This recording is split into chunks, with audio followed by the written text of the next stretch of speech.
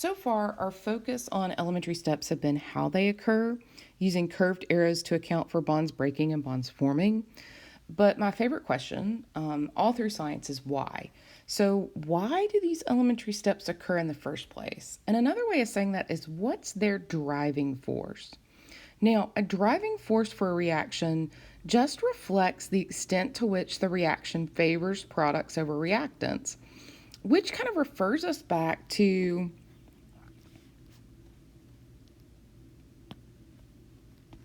section 6.4. And this is really associated with that Gibbs free energy, right? And the free energy change. So just as a review, in section 6.4, we saw that Gibbs free energy of a species corresponds to its stability. A lower Gibbs free energy, and I'm going to represent Gibbs free energy with a G, indicates greater stability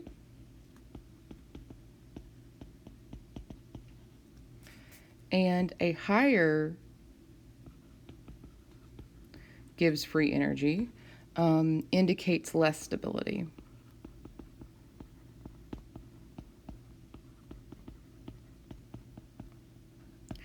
And so what we know is if something in the reactants is less stable, it's more likely to react. And then if something in the products is more stable, it's more likely to form.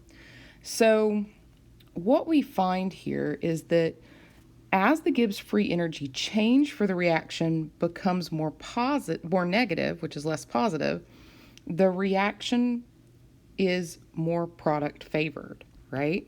So as that Gibbs free energy change, that change in G, becomes more negative, which another way of saying that is less positive, the reaction is more product favored, right? And then the reverse, of course, is true. As the delta G becomes less negative, the reaction is more reactant favored.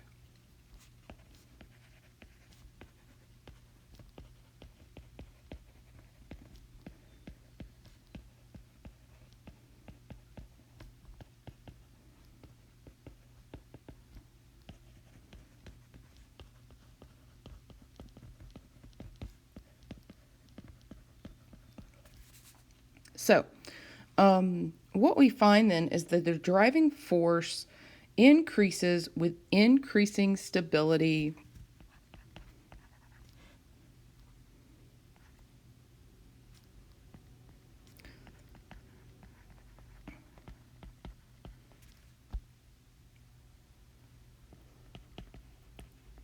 of the products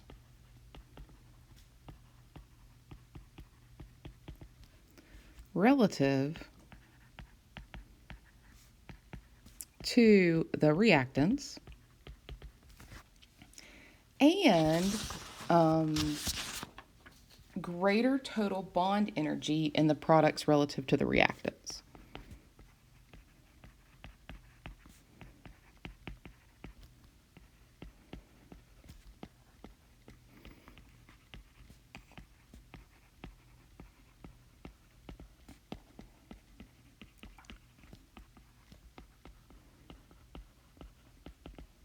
With this in mind, we can see that a coordination step, which is shown here in equation 726, is driven towards the products. Charge stability particularly heavily favors the products because even though there are two formal charges in the reactants, there are no formal charges here in the products. So we have two formal charges here, and so we know that when we have formal charges that things are going to be less stable. Then our product here has no formal charges, so it has a lot greater stability. Total bond energy also favors the products because we form a covalent bond here, and that gives the carbon an octet and no bonds are broken. So that driving force there is the products are increasingly are much more stable than the reactants, and then the bond energy in the products is favored, right? And so both of those things come into play. Now, maybe the burning question in your heart is, Dr. Pierce, what if charge stability and bond energy can differ? Well, as I'm sure you've already realized, these do not always work in the same direction. And so I want us to look at the proton transfer step here in equation 727. In this case, the negative charge appears in both the reactants and in the products. And in the reactants, the negative charge is on the nitrogen, where in the products it's on the chlorine. Now, because chlorine is significantly larger than nitrogen, the negative charge is better accommodated on the chlorine than the nitrogen. And so what we say here, because of that, is that charge stability favors the products, right? Because the negative charge is better accommodated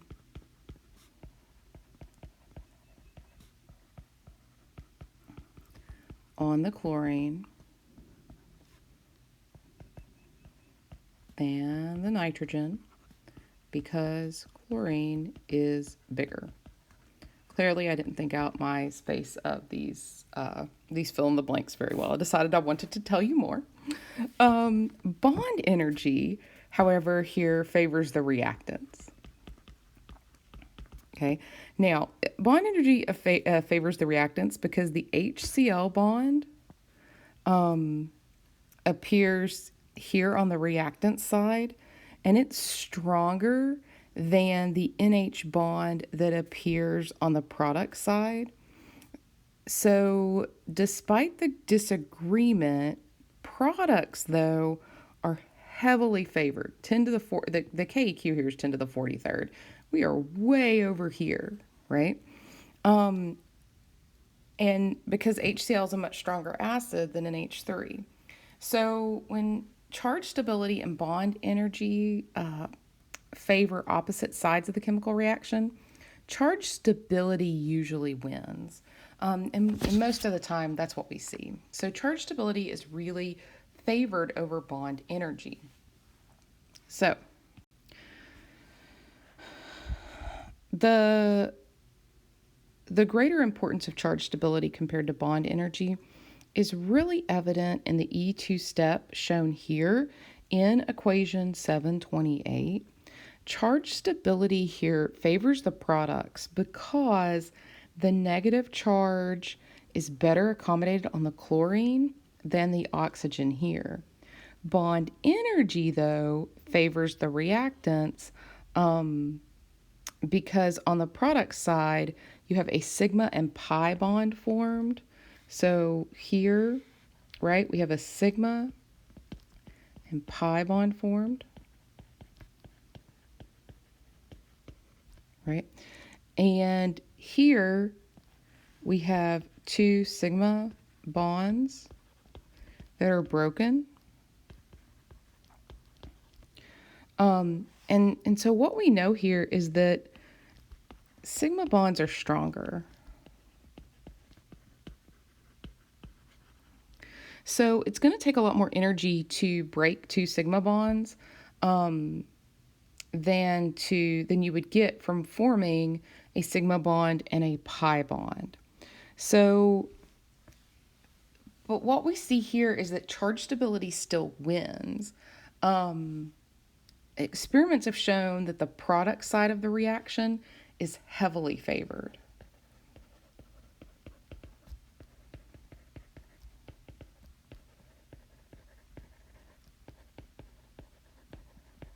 Right?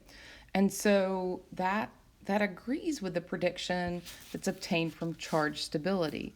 So even though here charge stability favors the products, right, and bond energy favors the reactants, charge stability is still a better predictor. Now let's hone in and look at carbocations a little bit more. Carbocations carry a positive one charge, and they're involved in so many elementary steps that we've seen and that we're going to continually see. Those elementary steps include things like heterolysis, coordination, electrophilic addition, electrophil elimination, and carbocation rearrangements. So I cannot overestimate how important carbocation stability is to your journey through organic chemistry. So, carbocations, just in general, are really quite unstable. And they're unstable due to the lack of an octet on the carbon and that appearance of the positive charge. But as we've seen for other charged species, resonance can play a really important role. So, a carbocation can undergo substantial stabilization if its charge is delocalized via resonance. Now, I want to point out a few things. So, this is called an allyl cation. We have a carbocation next to a double bond, and what you can see are two resonance structures here. This is called an oxocarbenium ion, and we have a carbocation next to an oxygen, and you can see there's resonance here. And then you can also see a benzyl cation here, where we have a carbocation next to the double bond of a benzene ring. These are specific names for different types of cations that we can have, or ions in the case of, these are carbocations, but the name here is ion. So what you'll see is later in the book, it'll refer to an allyl cation. And it's referring to the double bond next to the positive charge. It'll refer to a benzyl cation, and it's referring to a species that has a positive charge right next to a ring. So this is really important. These two will pop up quite a bit in the future. This one pops up like once or twice, right? But these two come up quite frequently. So I would really commit that to memory. Now, So what we're showing here is that these tend to be more stable than your common carbocations. There are other things that we can use to predict carbocation stability. It generally increases with each additional alkyl group that's attached to the positively charged carbon atom. So remember, alkyl groups are just carbon and hydrogens. And what we see here is that these alkyl groups can donate electron density through this bond and stabilize the positive charge. So the more alkyl groups you have, the more charge that you have. We will use this over and over and over again. This answers why to a lot of the reasons, like if you ask, like, why does a mechanism do this? Carbocation stability is one of the big answers. So you really need to commit this to memory, really all the way through the rest of organic chemistry. Now, what we say is that the alkyl groups, right, stabilize the carbocations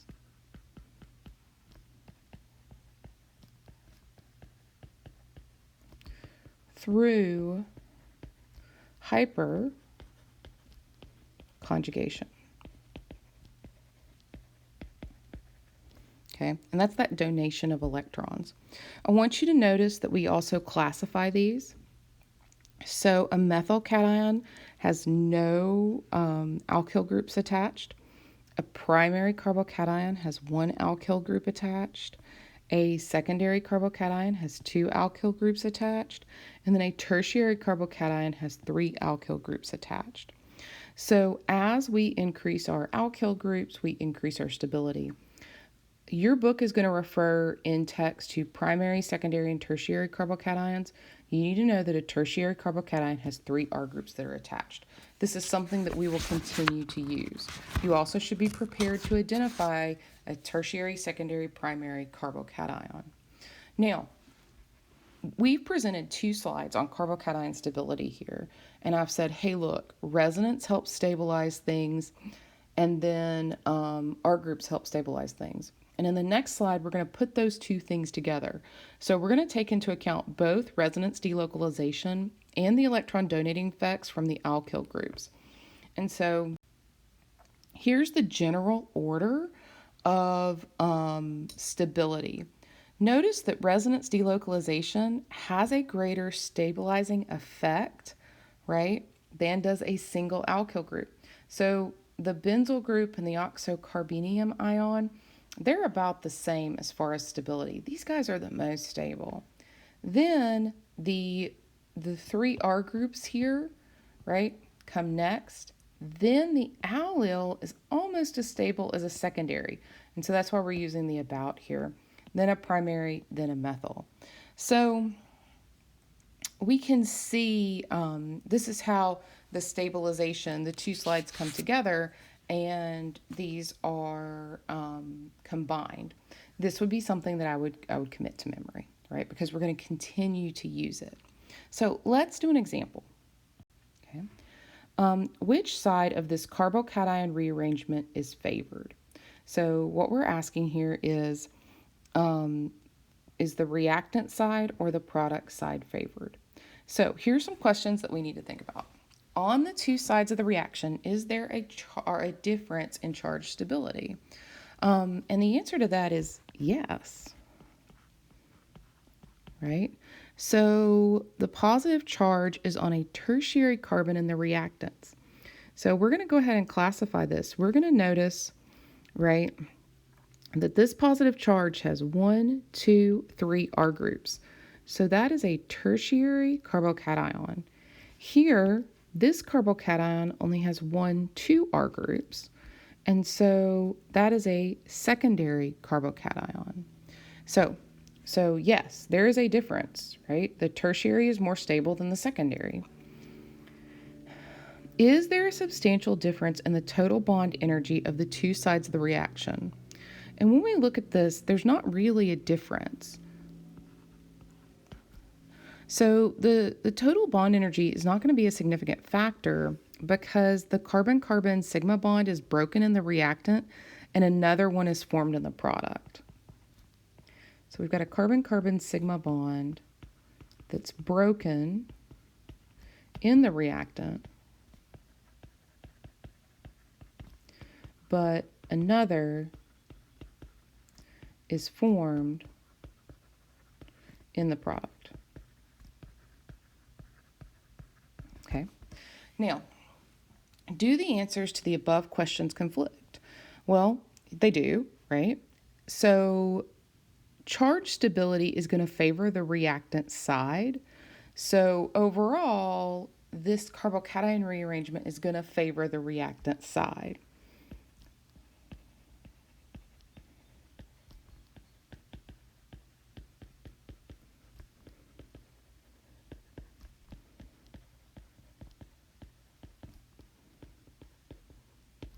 Most often, that's what you're going to see, all right, is that we're really going to just go ahead and do what the charge stability predicts, okay? Now, so we're gonna kind of put away carbocations for just a second and talk about another really common rearrangement that you're going to see, okay? This is called a Keto-Enol Tauntomerization. And what happens here is that in aqueous, acidic, or basic solutions, aldehydes and ketones are going to exist in a rapid equilibrium with a rearranged form called an enol. So when we look at this, this is something called a keto form. So as a ketone or aldehyde, which is what we see here, this is called the keto form.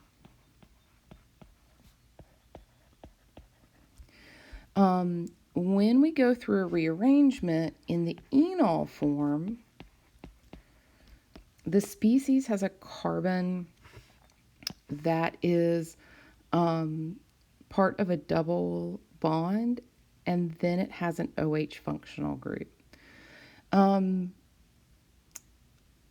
These, because they go back and forth so quickly, you need to be able to recognize if you have this, it can rearrange back to this.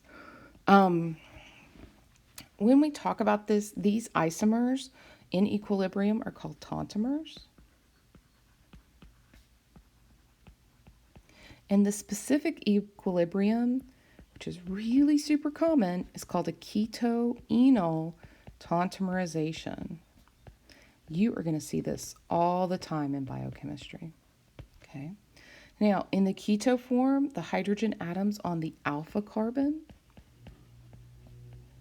In the enol form, the hydrogen atom appears on the oxygen instead.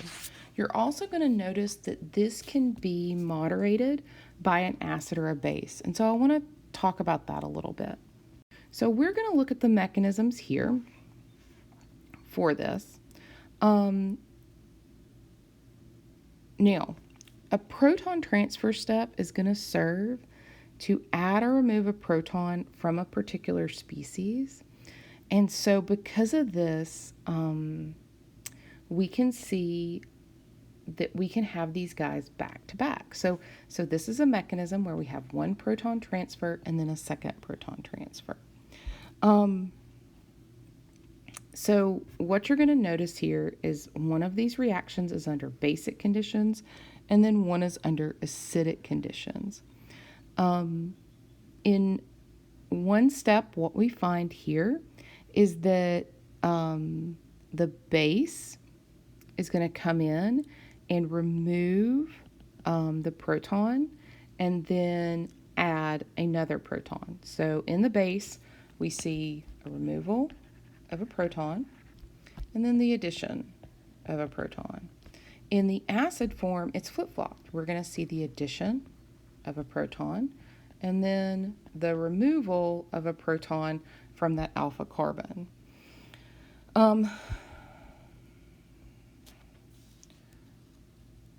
Now, both of these form an enol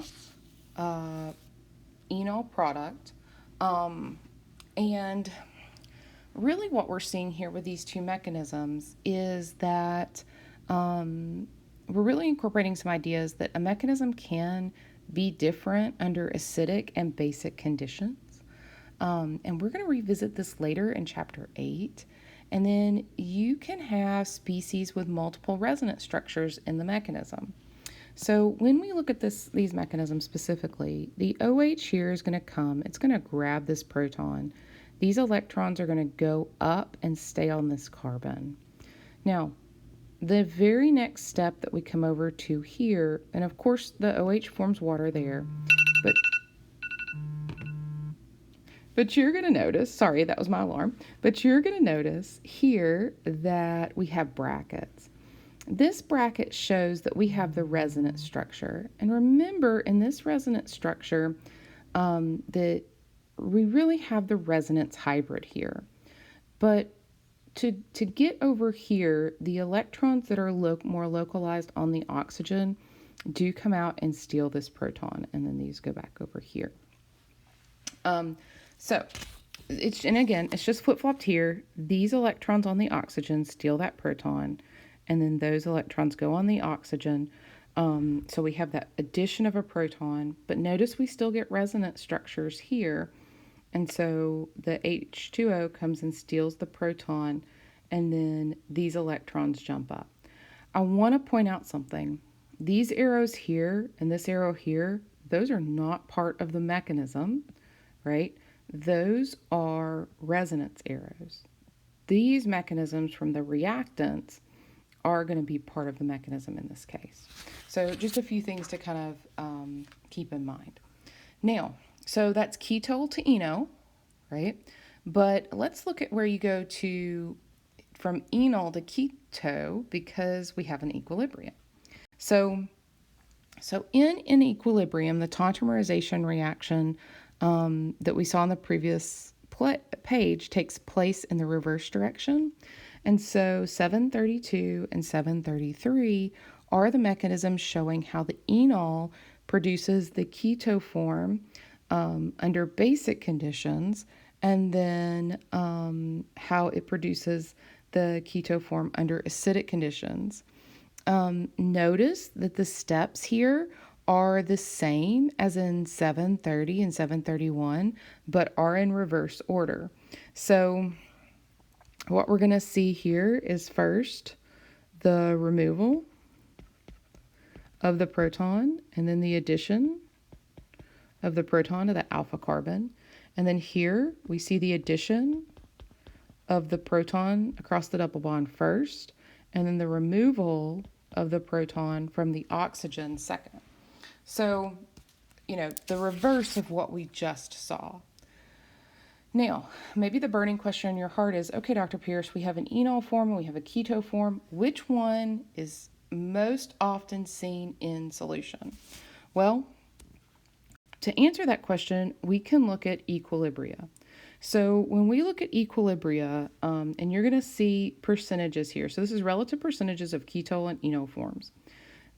If you have these two in equilibrium, 99.999% is going to be this form, and only 0.00006% is going to be this form.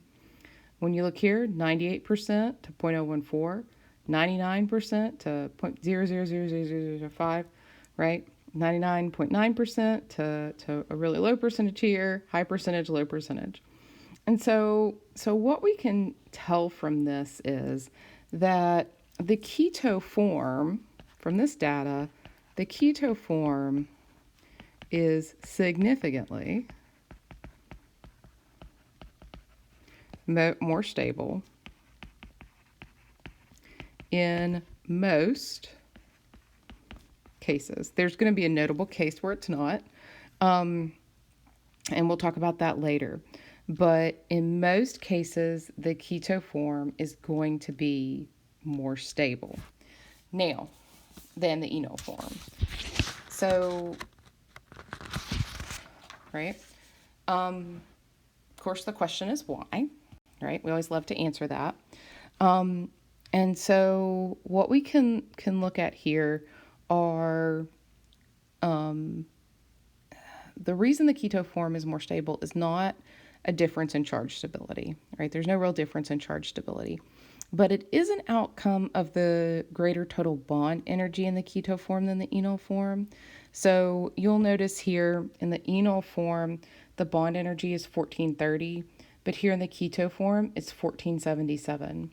So this is a case where the most common case where bond energy is the keto form's favored because of bond energy. Now there isn't a difference in charge, and so bond energy is really the only thing we have to kind of look at here. Now I said that you were going to run into this quite frequently in biochemistry, so I want to kind of show you some examples of that. And one of the big examples is glycolysis, which if you've had biology, you've already run into this. So a sugar inside a cell can be different from the one that's needed for a particular purpose. But the body has developed a really elegant way to deal with this. It transforms one sugar into another using something called a keto-enol Tauntomerization reaction. So this is one of the reactions that are shown in glycolysis. I just want to remind you, a glycolysis is a metabolic pathway that's going to break down carbohydrates, right, for their energy, okay? So we eat food and we need to break the food down so that we can get energy from our food. And so one of the parts of this is that we have glucose 6-phosphate, but as is, we really need to turn it into fructose 6-phosphate for it to go on and be used later. So I want to show you this. This is showing here is the sugar, right? And it goes through a ring opening reaction here. And when it does this, you're going to see kind of this line here in this purple area here. An enzyme comes in to do this chemistry. So enzymes are super cool. They're my favorite thing in biochemistry because they do all the chemistry. And so this enzyme comes here and the amino acid side chains will provide a base. And so this is the basic side here. And then this is shown as the acidic side. So this is the base and it's just generically shown as a B. And this is the acidic. site, and we get those base and acidic sites from the proteins. Now, the first tauntomerization, which we see here that occurs, there's that tauntomerization, produces an enol that contains two different OH groups, and so it's called an enediol here. The second tauntomerization, which is here, converts the enediol back to the keto form. But when it does that, the carbonyl bond is part of a different carbon atom than on the initial sugar. So look, now the carbonyl is here, whereas before it was right there. So we have a different phosphorated sugar known as fructose 6 phosphate. Now the phosphate part just comes because we got the PO32 minus hanging out there. Now this process of transforming one sugar in another isn't going to be limited to just 6 carbon sugars. At a later stage in glycolysis, an enzyme called phosphotriase isomerase converts one 3-carbon sugar into another. And so these kinds of processes are really truly a testament to the efficiency of biological organisms. I just think it's so cool. And if you go to biochemistry, you will learn all of the different steps of glycolysis. And this is just one small part, but I love that it shows that you'll see a keto-enol tauntomerization in something really common that we study in biology and biochemistry. Now, I want to remind you that, this chapter was really action-packed. I want to remind you that the general forms of all 10 elementary steps are described in the chapter summary on pages 350 to 351, and it would really be worth your time and effort to study those and print those maybe for future reference.